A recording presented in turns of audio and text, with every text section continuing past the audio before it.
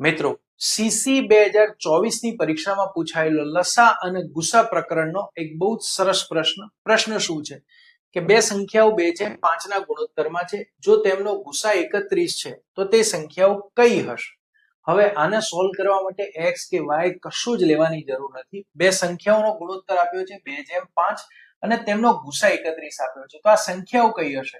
તો 2 ને 31 વડે ગુણો, 31 ગુણ્યા 2 62 અને 5 ને 31 વડે ગુણો.